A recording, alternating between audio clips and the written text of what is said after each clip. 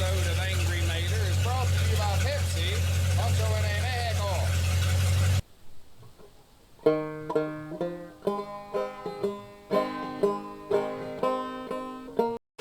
Thought y'all might want to watch. I'm going to flush this heater cord just because it stays closed off through the summer.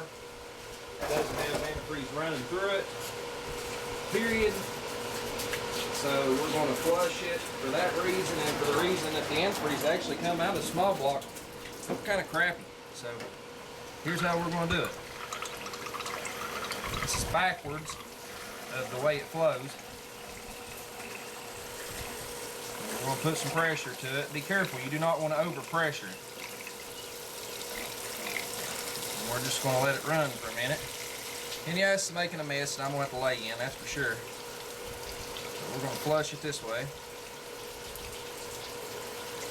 It's pretty good. And we're going to flush it a little this way. Still getting crap out this way. But I've actually had this heater core stop up before, just from where it's set through the summer. Just because it's closed off on one side, and only one side. And I've learned that if you're going to close these things off, especially in something that gets high heat under the hood, you're better off to close off both sides of the heater core. Just completely shut her down, full antifreeze, and let it set. That's your best way. And like I said, I'm making a heck of a mess, and I'm going to be laying in later, but this has got to be done. That's where I'm at. That's what I'm doing. Putting hoses on, so I'm going to flush it real good. Looks clean, so we're done. That's all there is to it. Run a water hose through it. Unless you're completely stopped up, you've not got to do a whole lot. Even if they're completely stopped up, a lot of times just a water hose like it right there will fix it. Now, could we go a step further? Oh yeah, we could go a whole lot of steps further. And we are going to. Because we want to.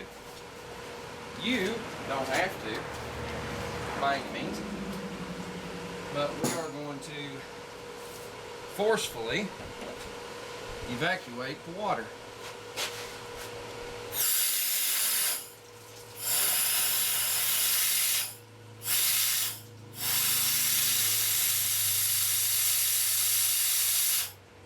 Not putting a whole lot of pressure on it, but the thing is, there is still crap in here.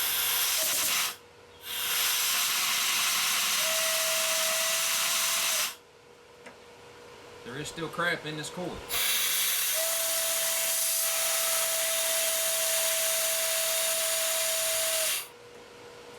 And then we'll run water through it once again. I'm still getting antifreeze, my friends. And you've seen clear water.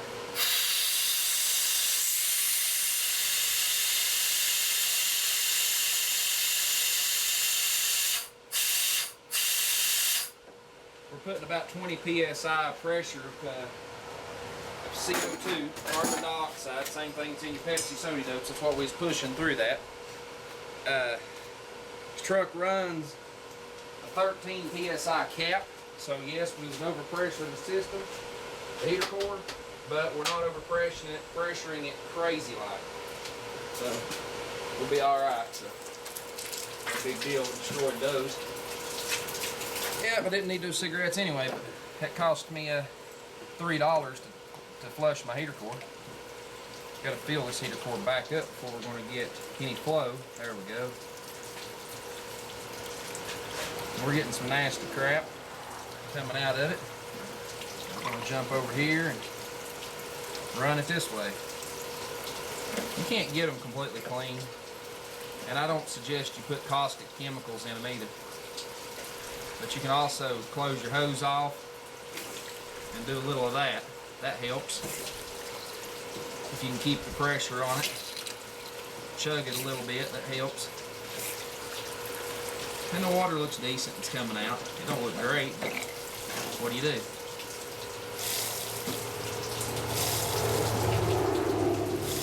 That heater core is about 10 years old. It just needed to be flushed while we had it parked, so there you go.